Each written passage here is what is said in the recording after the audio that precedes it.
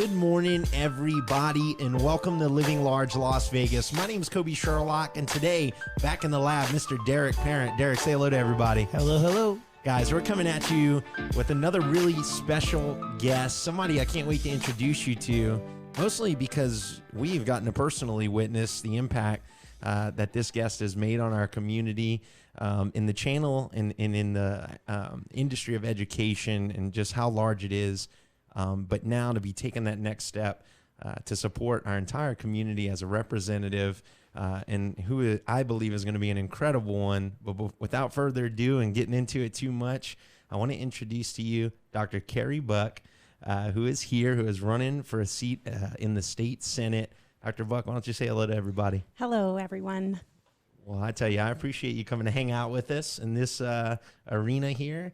It hasn't been too long ago that Eric was sitting here, in this hot seat, and we were diving into what he does. And I just can't, say enough how much we appreciate the service that you guys provide to our community across, the valley and across Henderson and everything that you do. So thank you so much for coming to hang out. Thank you so much for having me today. Yes, ma'am.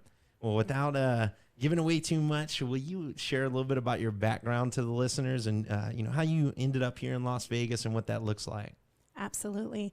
I grew up on a small farm in Iowa, and my father worked in town. I went to school each day, and every day after school I would come home and I would teach my little sister, who was 4 years younger. We would play school, and I would teach her everything that I learned that day to her as the teacher. And so since a really young age, I have wanted to be an elementary school teacher. That was my goal. And I moved to Montana because my aunt offered me free room and board, and went to Montana State University to go to school to be a teacher. As soon as I graduated, they were hiring one teacher for 1,500 applicants in Montana. I mean, it was really tough to get a job. So I looked across the nation to see who was hiring teachers. And of course, here in Las Vegas, they were hiring 1,500 teachers, and there were a few applicants. So I knew I could get a job right away, and I couldn't wait to move down here to have my own class of students that I could impact. And so in 1996, I moved down here with a U-Haul full of teaching stuff that I had collected in my college years to teach and to make a difference. My first teaching job was at Woolley Elementary School. It was with 36 ELL students, so English as a second language students. So most of them spoke only Spanish. And of course, I knew only a few words in Spanish, but I just love them so much. And I hope that, they are all successful adults by now. I'm sure they are. They were a great class. It was a wonderful experience. And that first year, I looked at my class and I thought, and the school, and I thought, my goodness, I want to be a principal one day. And so I signed up for a master's program in administration that first year and was like, you know what? I could potentially have a school where everyone couldn't wait to get to work to serve students, serve families, serve the community in which that school is at as the center hub of the community. And so that was my goal then from there on out. And in 2006, I became the principal of C.T. Sewell Elementary School. It was just such an amazing and tremendous opportunity for me. It was one of the lowest performing schools in the district, or actually in the state. It was about ready to have state takeover, so we were doing our technical assistance plan, and I walked into it. It was in the middle of major rehab, so all of, all the classrooms were being rearranged and reconstructed, and it was new. It was being refurbished, and I was like, oh, I hope God gives me the strength to go in and make such a great impact for these students. And so over the next few years, we grew student achievement by 10%, and then by the time I actually left there, we were National Title I school. We had grown and increased student achievement by 50% in both reading and math, and more than that, we really worked to get that community to believe in itself and believe in the youth there. And I love CT School when I think back on my time there and just what a tremendous impact that community had on me. And I, as their leader, tried to energize them and to believe in themselves. And so with that, I was recruited then to go to Pinecrest Academy. And it was one school. It had 700 students. It was struggling a bit. And so over the next few years, we really worked to, again, energize and unite the community around students and families. And we've now grown that to 5 schools, soon to be 6. One's going up in northern Nevada. And just really working for kids in the community and growing around ensuring that every student in our care is showing and is successful. And that's really the goal of education and what I'm trying to do here in Nevada. And so I moved into the Pinecrest Foundation 2 years ago to help raise money for our students who are going to be going to college. And so this is our first graduating class.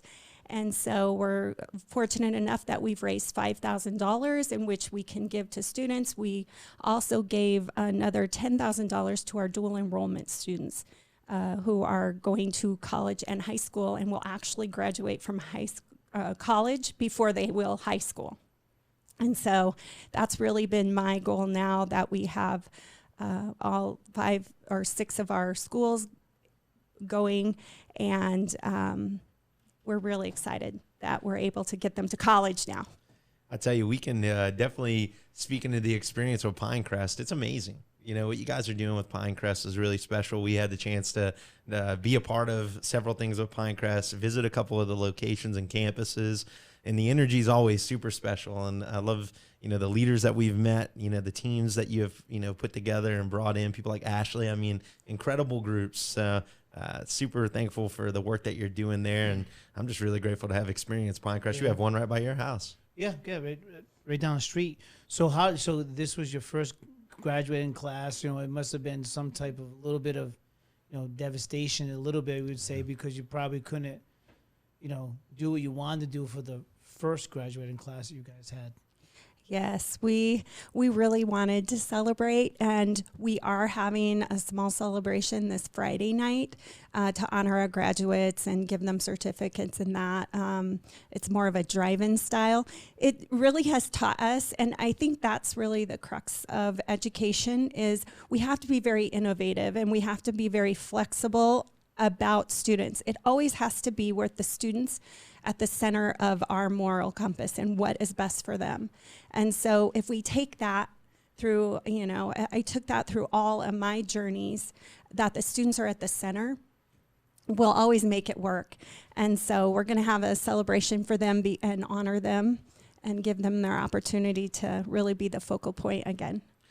And then tell me this, you know, with your experience in education, you know, with the students, like you shared, being the focal point of the success, and with your leadership and growing these teams and now growing those schools, tell me a little bit about how well that's going to translate for you as you look to take this seat and support us in government. So I decided about 5 years ago that I wanted to be a voice up there for the voices that aren't necessarily being represented. Our students in those classrooms, our principals in the building, our teachers. I mean, right now we're facing a teacher shortage like no other. I mean, over 1,000 openings here in Nevada last year that we're having to fill. And that there's no candidates for. Nobody is going into teaching. And we really need to take that narrative and make it a positive one. That it is so important. The best job in the world is making a difference in a child's life. And what's even better, you know, I'm a parent, so I can make a difference in my children's lives, but then you're gifted with these kids in your school or in your classroom, these 25 kids or these 800 kids, or if you're a superintendent, these 6,000 kids that you can make a difference for on a daily basis with your decisions. And so taking that up to government and ensuring that every child in our state has access to a quality education. Every single child deserves that. And what I found in some schools, and there's pockets of excellence everywhere, but there is also pockets of not so good. And every child in that not so good school deserves a pocket of excellence. And so what I found is that accountability a lot of times drives that. Accountability for, and it's a positive accountability and a positive messaging, but we need to make sure that we are holding these schools accountable for these kids who are the center. You know, when I was a student at Middle Tennessee State University, the dean of the College of Education, and I'll never forget her, she's incredible. Her name is Dr. Lana Sievers. And I'll never forget one time we were going to the Border Regions. As a student body president, I got a seat, on the what they called the President's Council. But without too much detail, Dr. Sievers looked at me and she said, remember this. She said, there's not always educators that are in the room making the decisions at the state level, and they don't always come to us. And so for me, there's no perfect way to share, but, from my experience, you're an ideal candidate in the sense of bringing that life of education, that real life experience, and that today experience right to the Capitol, and being able to support at the state level and bringing the message, the real message, not, what I heard or whatever. You're on the ground. So bringing that education experience with you and being an educator in government is so important. And for that, I definitely, support what you're up to, and I can't wait to hopefully see your success there. For everything going on, and we kind of talked about this before, can you share a little bit about, what your experience has been in the world of safety and really just, in a time like now, how has that been impacting us? What kind of, things have you seen recently, especially having an officer as a husband? How's that been? Well, in our schools, it's been a little different this year with everyone placed at home and then having more of an online and making sure that our online forums are secure. But as far as personal safety when going back to school, I think it all comes down to the leadership, the love in our schools, and building that, in students from kindergarten all the way to 12th grade. We care about you. We want what's best for you. You belong here. And really building that, internally. Also getting parents bought into being stakeholders in their child's education. What happens is as students get older, we tend to lose parents, and bringing them back into the fold, making them part of an action team that's focused on something at the school that they can be a part of, that they can take pride in, that really helps. And so as far as outside the school, anything that we can do, you mentioned that my husband, he is a captain, for the police department, and it's really, neighbors looking out for neighbors and just a community feel where everyone's in it together. Unity is what, a strong message that we want to build. And we need so much positive community. It's so true. So much going, but there's not a better place than Las Vegas, I feel like, to really set that example. Derek and I have had so many community leaders in that very chair. And the messaging's always very similar from so many different industries. It's that this city shows and showcases unity. It showcases the opportunity and how much we can build together.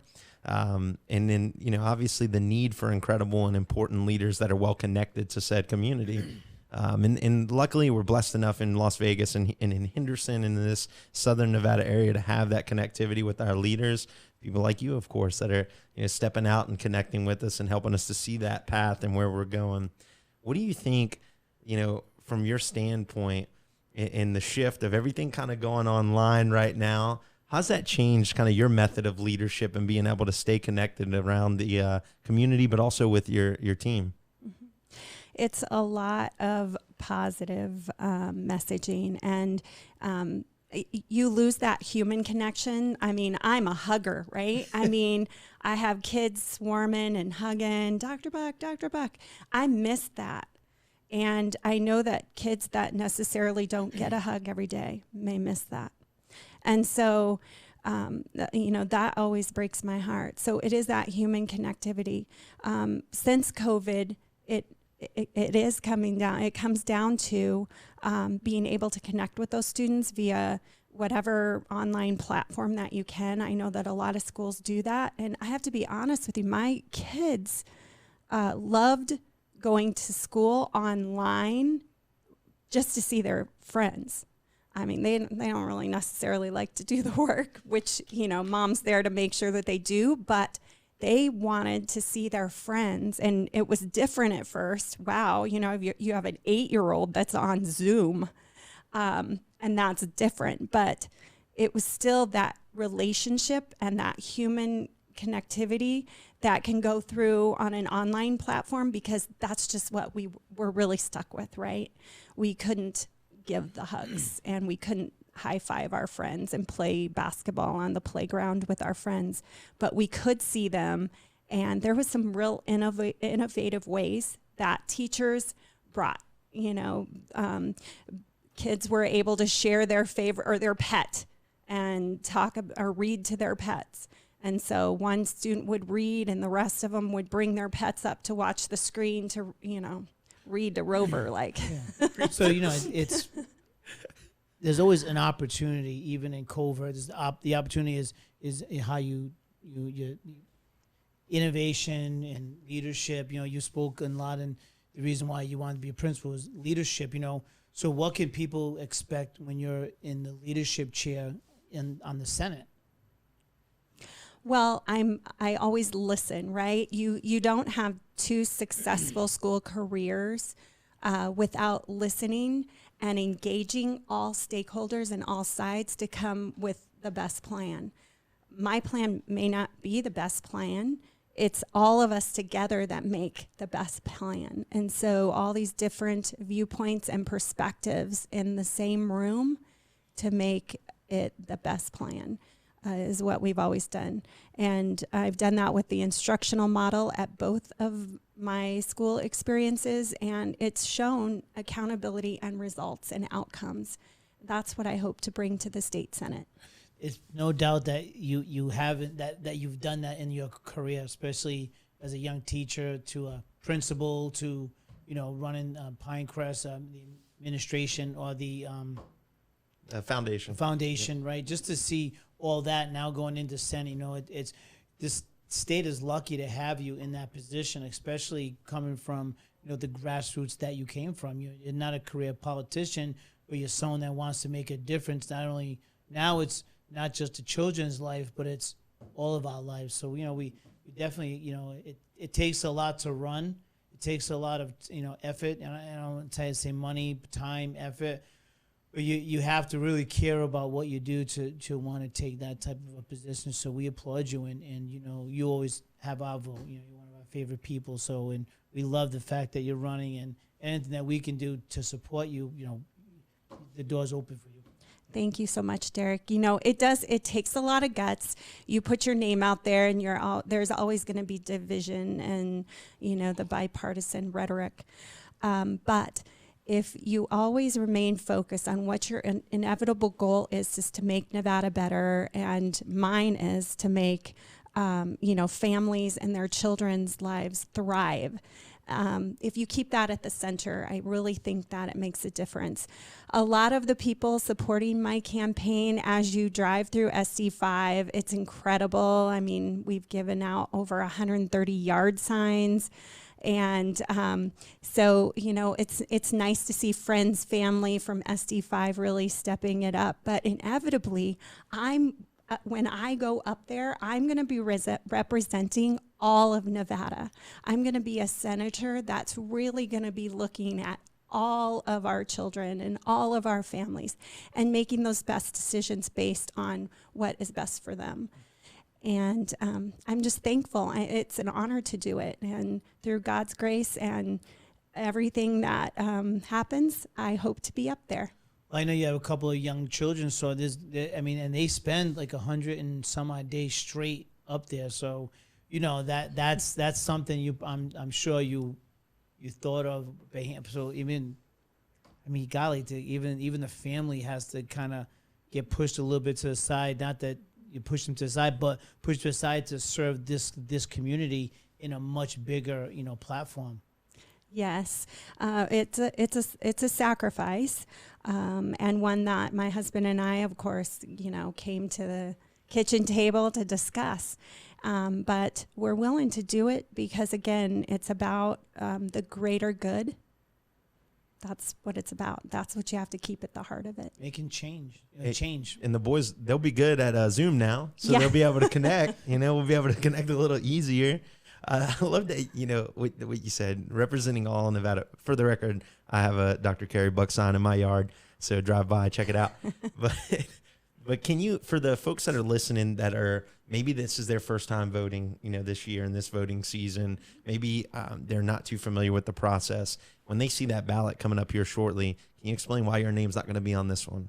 Okay, so of course you're going to have your Democrat primary and your Republican primary, and I don't have a primary, so I'm not, going to have an opponent on that side.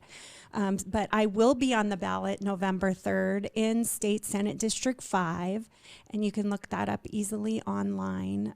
State Senate District 5, I'll be on there, and I'll be the third race down. Carrie Buck, it'll be first on the ballot. I'm excited about that. And so just fill in the bubble. Go ahead. Fill in the bubble, take a picture and post it on social media. Oh, yes. So you can't just, you have to, if you're going to vote, we need proof, everyone. So That's it. I love it. And if you don't know how to do it, We want text proof. Eric or myself, and we're going to be on there, and we'll tell you exactly who to check. Don't worry. yeah, we had this question asked because a lot of mail-in votes now, right? So my question was, what happens if you got 5 people living in one house, and can all 5 get their votes? So that could answer last time, but it's very different times we're going through, especially voting, and hopefully we'll be able to go. I like going in and voting when I. Getting the sticker. I do like the sticker. Well, they gave They mailed the sticker. They mailed the sticker. Yeah. I got my mail-in sticker when I just voted, right? But I go right down the street over here and I do all my voting. And I like it. There's something special. There's something super American about just showing up, and now it's digital, right? Using that screen, pressing those buttons, and I love it. I'll never forget the first time I voted, and I voted every single opportunity I've had since. we've over 20 years, so it's difficult. It's not difficult, but you get used to it. I have not voted for 20 years. You get used to voting. A little older. Well, I tell you, if you can leave our listeners with any just one, just heartfelt message about why you do, obviously we've heard incredible reasons why, but why you're doing what you're doing now, and really something to leave them with, what would you leave them with? I'm here to serve and here to make the world better and Nevada better in particular, your communities, and I'll always listen, and I'm just thankful for your belief in me, and thank you. I think I would be remiss to not ask you about the economy. What do you think is going on? I mean, I think it's a really important point, especially with how you're doing with Pinecrest, but going up to the Senate. So with Covert, the change. I know that the school district is way underfunded now. It's a lot of underfunded stuff. We're down hundreds of millions of dollars, right? The economy is getting choked. Good thing that real estate is still kind of steady here. But tell us a little bit about what you believe, where we're going to go with the economy. We really need our small businesses, our businesses to open because people need jobs. That's what grows the economy is people working, people being able to provide for their families. And it's an American and great feeling when you're able to provide for your family. I've seen this. When I was principal of CT Sewell, we actually wrote a grant to have a building moved to our campus in which we would provide job skills for our parents and help them find positions. And so I'll never forget, I had a 4th grader come in one time and said, "Dr. Buck, can my mom clean your house? We're going to have to go back to living in our car." And mind you, I was a new principal, and I never had to experience this. myself, nor have I ever had a student sitting in front of me begging for her mom to clean my house so that she wouldn't have to go back to living in a car. And so in thinking about that, we were able to find enough resources to get her rent paid that next 2 months and get her a job.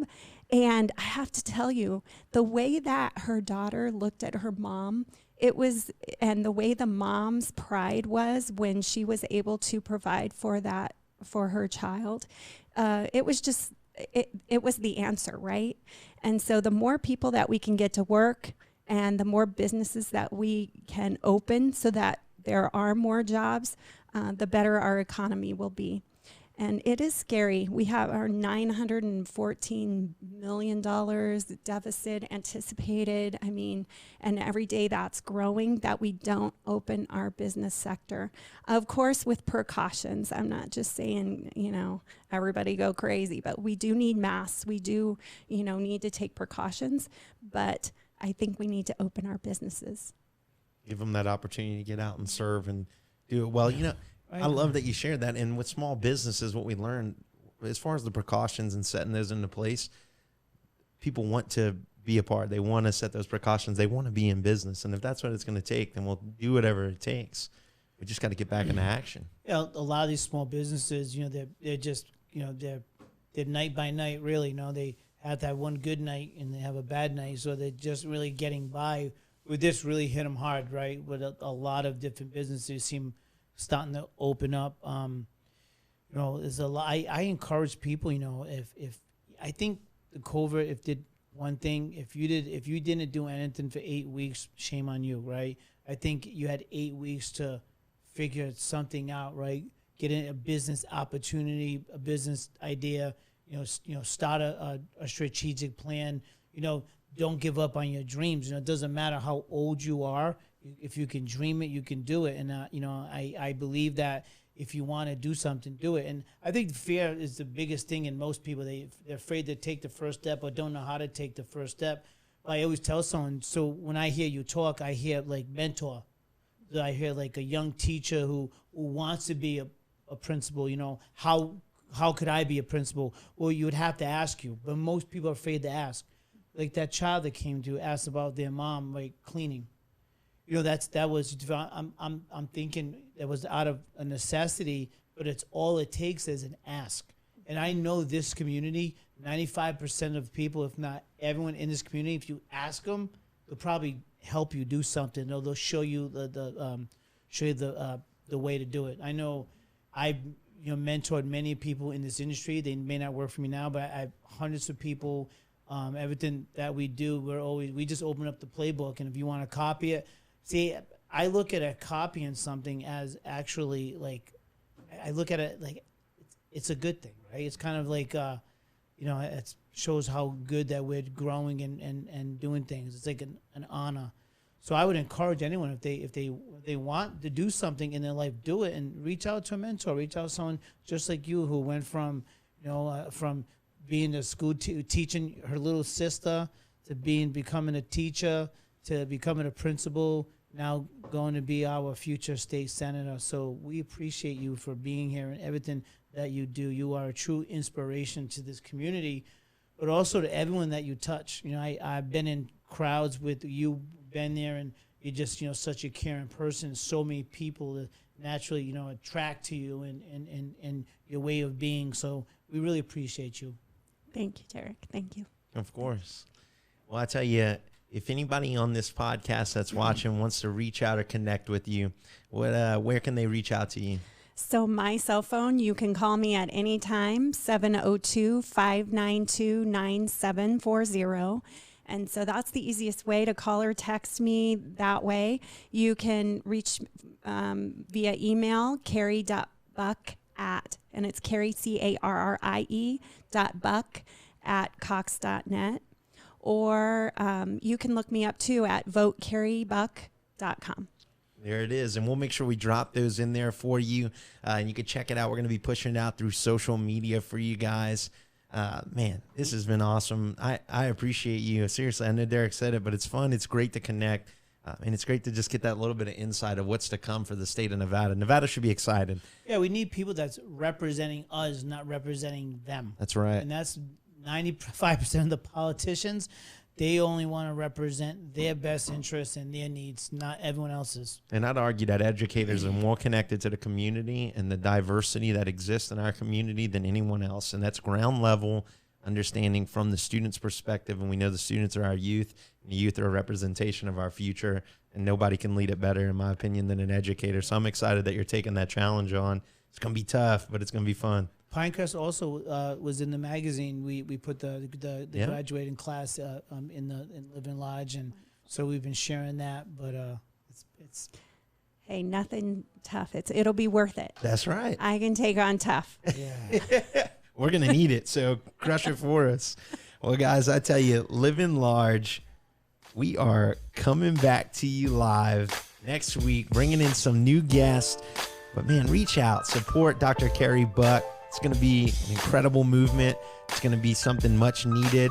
And look out, Nevada, because we continue to grow. And if you're considering Nevada as home, come join us. We have a lot of great things to offer and a lot of great community partners to support you in your growth. Thanks so much. We'll talk to you soon.